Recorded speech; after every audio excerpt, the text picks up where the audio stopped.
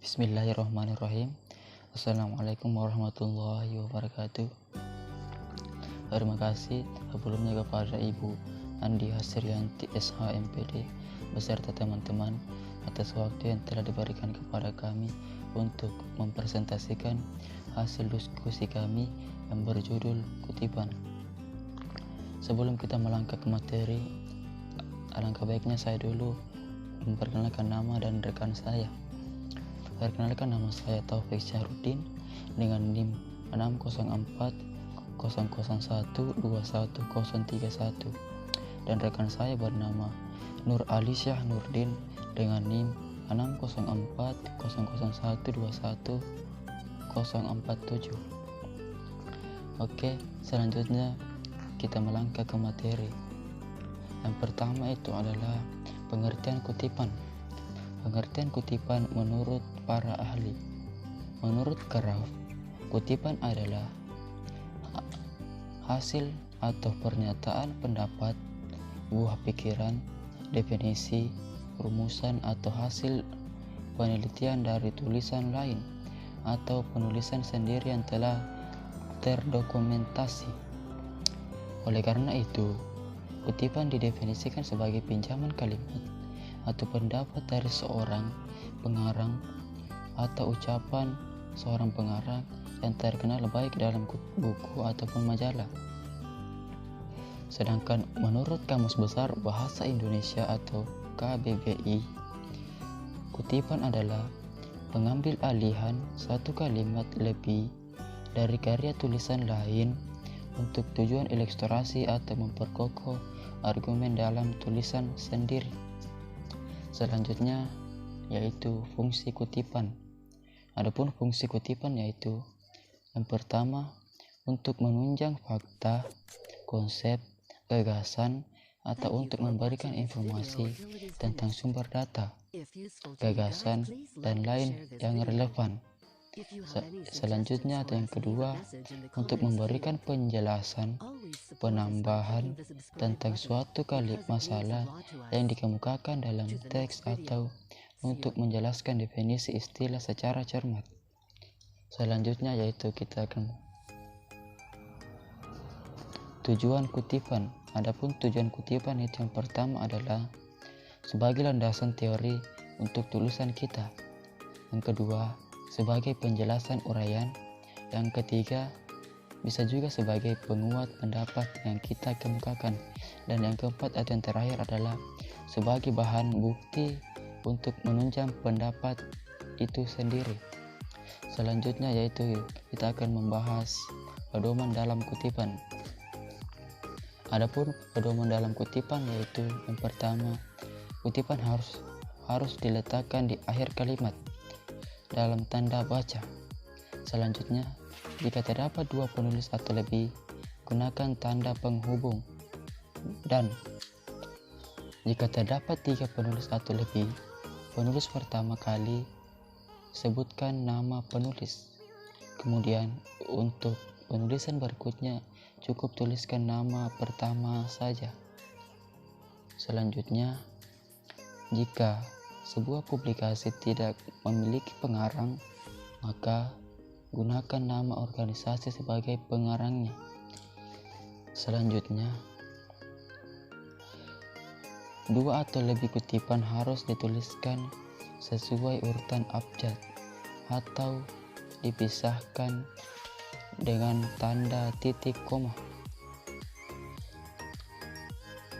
Yang kedelapan yaitu atau yang terakhir, jika kutipan lebih dari 40 kata, tuliskan kutipan ke dalam dengan spasi tunggal dan tidak memakai tanda kutip.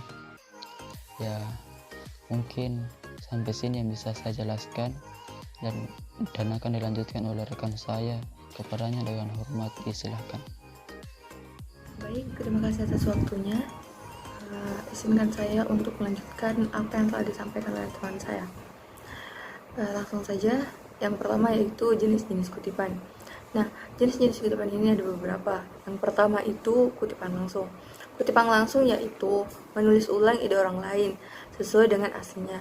Hal ini berarti penulis menggunakan teknik copy lalu paste tanpa mengubah kalimat aslinya. Biasanya digunakan untuk hal-hal berikut. Yang pertama yaitu untuk mengutip rumus atau model matematika. Yang kedua untuk mengutip peraturan-peraturan hukum dan surat keputusan. Yang ketiga untuk mengutip peribahasa, puisi, dan kata-kata mutiara. Adapun jenis-jenis kutipan langsung, yang pertama kutipan langsung pendek, yang kedua kutipan langsung panjang. Nah, selanjutnya kutipan tidak langsung. Kutipan tidak langsung yaitu penulisan mengambil ide orang lain, kemudian merangkainya dengan kalimat sendiri. Hal ini berarti penulis tidak menulis sama persis dengan kalimat asli yang dikutip. Nah, selanjutnya yaitu prinsip-prinsip dalam kutipan. Ada beberapa prinsip-prinsip dalam kutipan. Yang pertama, apabila dalam mengutip sebuah karya atau tulisan yang ada salah ejaan dari sumber kutipan lain, maka sebaiknya kita membiarkan saja apa adanya seperti sumber yang kita ambil tersebut. Kita sebagai pengutip tidak diperbolehkan membenarkan kata ataupun kalimat yang salah dari sumber kutipan tersebut.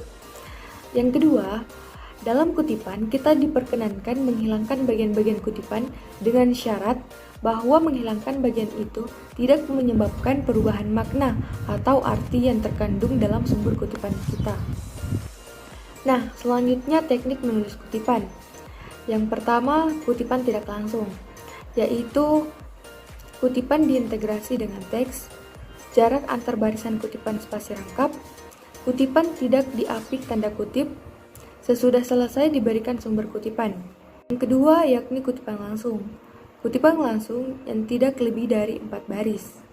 Yang pertama, kutipan diintegrasi dengan teks, jarak antar baris, kutipan 2 spasi, kutipan diapit dengan tanda kutip. Sesudah kutipan selesai, langsung di belakang yang dikutip tanda kurung ditulis sumber dari mana kutipan itu diambil. Dengan menulis nama singkat atau nama keluarga pengarang, tahun terbit, dan nomor halaman tempat kutipan itu diambil. Selanjutnya yaitu kutipan langsung yang terdiri lebih dari 4 baris, yaitu kutipan dipisahkan dari teks sejarak 3 spasi, jarak antar kutipan 1 spasi, kutipan dimaksudkan 5-7 ketukan, sesuai dengan alinea teks pengarang atau pengutip. Kutipan diapit oleh tanda kutip, di belakang kutipan diberi sumber kutipan. Yang ketiga yaitu kutipan pada catatan kaki. Kutipan selalu ditempatkan pada spasi rapat. Meskipun kutipan itu singkat saja, kutipan diberi tanda kutip, dikutip seperti dalam teks asli. Yang keempat, kutipan atas ucapan lisan. Kutipan harus dilegalisir dulu oleh pembicara atau sekretarisnya bila pembicara seorang pejabat. Dapat dimasukkan ke dalam teks sebagai kutipan langsung atau kutipan tidak langsung. Yang kelima yaitu kutipan dalam kutipan. Kadang-kadang terjadi bahwa dalam kutipan terdapat lagi kutipan.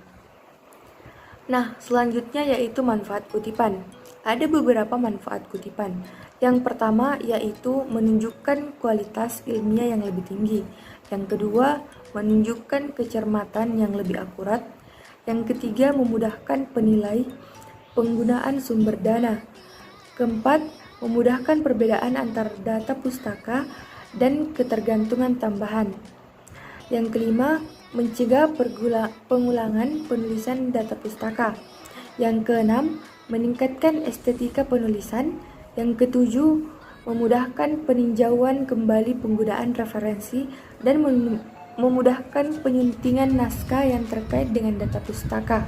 Mungkin cukup sekian, itu saja yang dapat saya sampaikan beserta teman saya. Untuk teman-teman yang ingin bertanya, silahkan bertanya pada saat sesi kami. Cukup sekian, wassalamualaikum warahmatullahi wabarakatuh.